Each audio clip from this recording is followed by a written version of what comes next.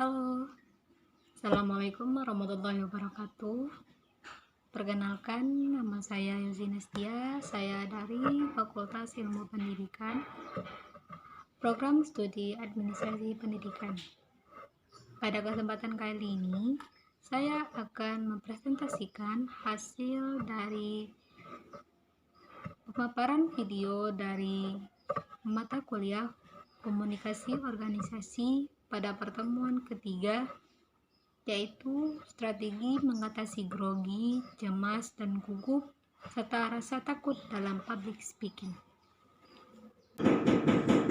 Grogi atau gugup adalah suatu kondisi seseorang di mana ia sedang bekerja atau berbuat dalam kondisi yang tidak stabil. Kondisi ini sangat mempengaruhi akannya public speaking seseorang tersebut karena dapat menyebabkan orang lain atau pendengar ataupun audiens merasa tidak tersampaikan tentang apa yang dibicarakan oleh kita sebagai public speaking yang menyampaikan kepada orang lain tersebut, dan tidaknya masuk atau menangkap apapun yang kita berikan nantinya kepada orang lain gitu. Alasan mengapa seseorang bisa menjadi grogi ataupun gugup dalam penyampaian public speaking ini yaitu yang pertama, tidak menguasai materi.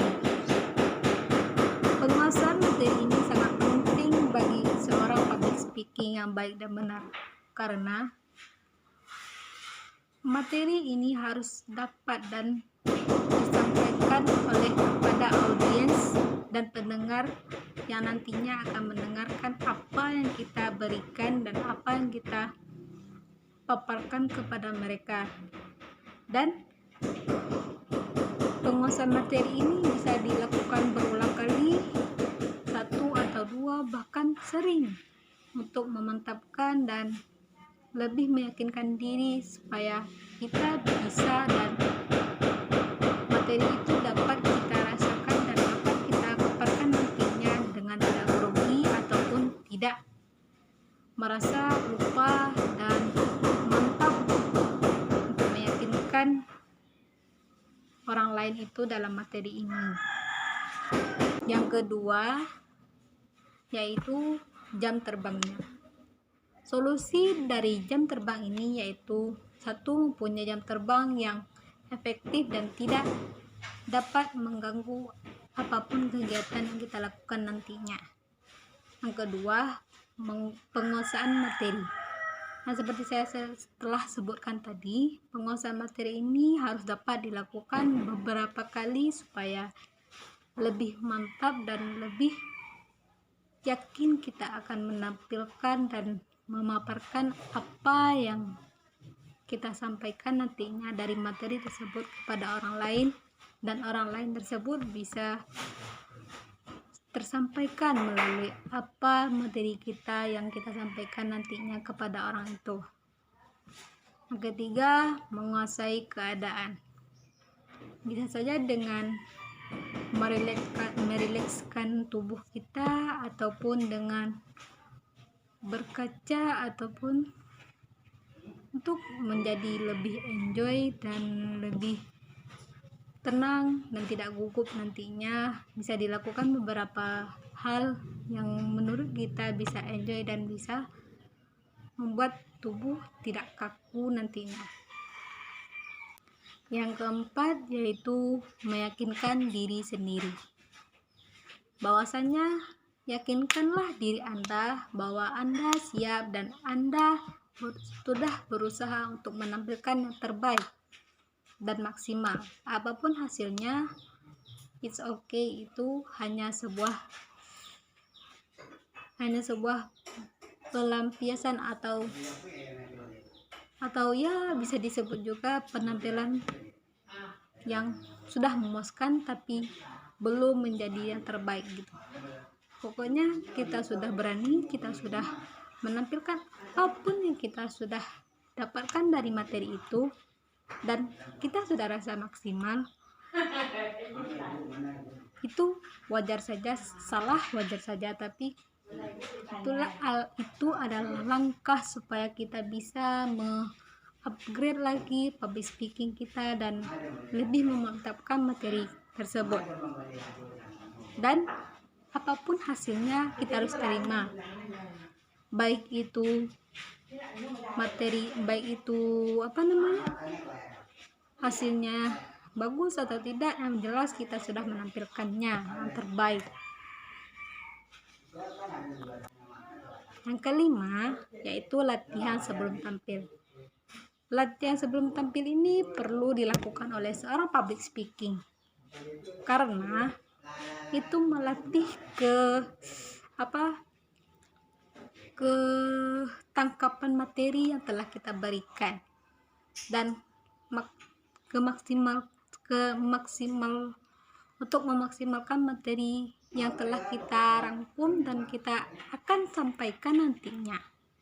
Latihan sebelum tampil ini dapat dilakukan di depan cermin misalnya, atau di satu orang yang kita percayai untuk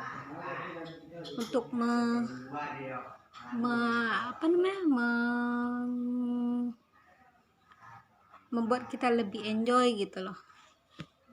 Dan dengan tampilan kita di depan cermin misalnya dapat melihat gerak-gerik badan kita ataupun postur tubuh kita yang mana yang salah nanti diperbaiki, dan untuk lebih bisa memantapkan nantinya dan tidak menonjolkan apapun yang gerakan-gerakan yang terlalu feminim ataupun terlalu terbuka nantinya, dan pelafalan demi satu materi itu lebih mantap dan lebih bisa didapatkan oleh orang lain dan audiens kita nantinya. Yang keenam yaitu mengenali dan memahami para audiens. Maksudnya di sini kita harus mengenali dan memahami gitu loh tentang gimana kondisi dan panggung yang akan kita tampilkan itu suasananya gitu, dan membuat diri kita nantinya lebih enjoy dan lebih agresif untuk menampilkan yang terbaik kepada audiens kita dan para pendengar kita nantinya itu. Yang ketujuh yaitu dapat memanfaatkan alat bantu seperti dengan gerak-gerik tangan atau melakukan pemanasan dan melakukan relaksasi tubuh untuk dapat mengkondisikan diri kita yang terbaik untuk penampilan dan pemaparan public speaking yang benar itu.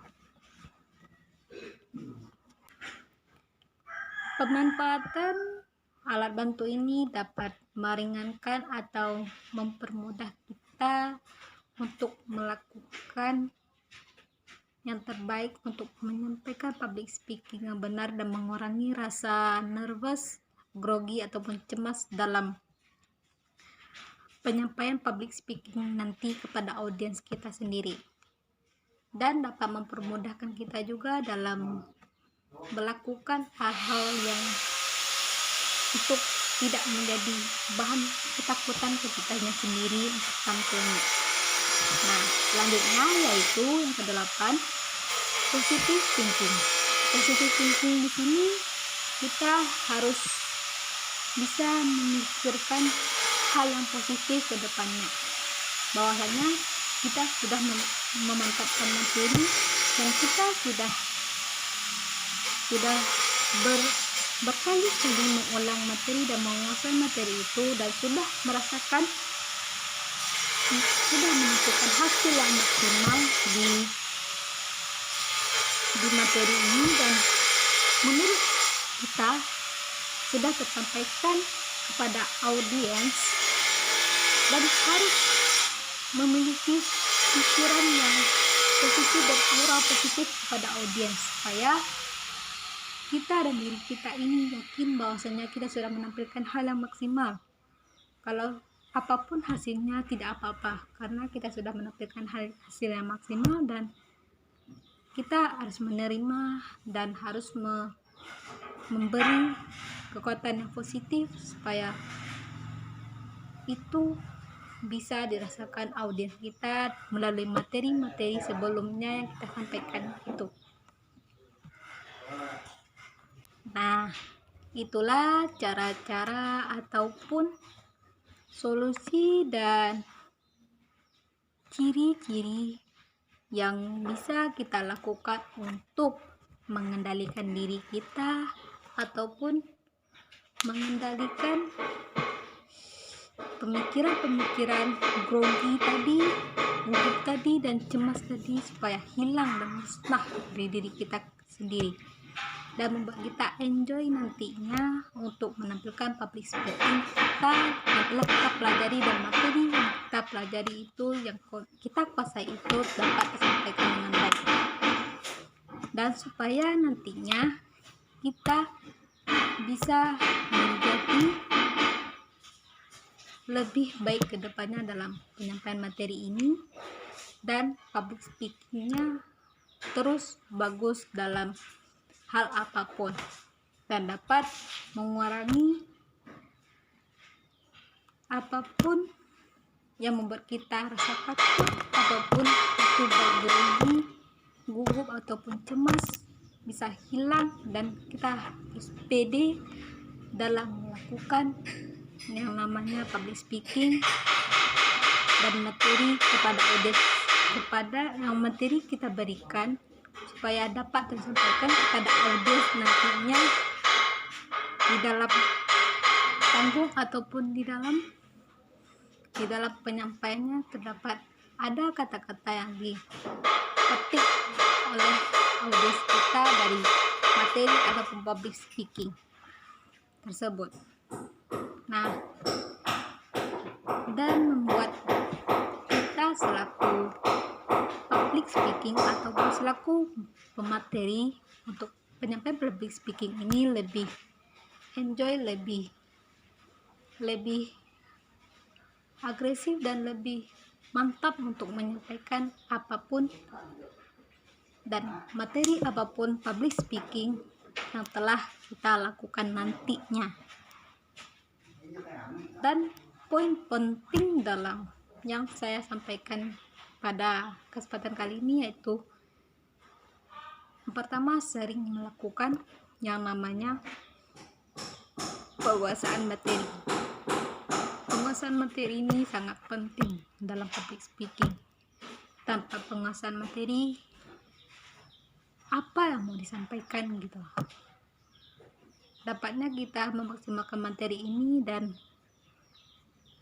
akan membuat kita enjoy dan lebih terlihat sangat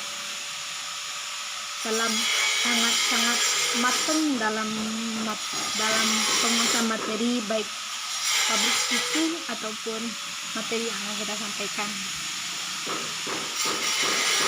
Nah, mungkin itu saja yang dapat saya sampaikan pada kesempatan kali ini.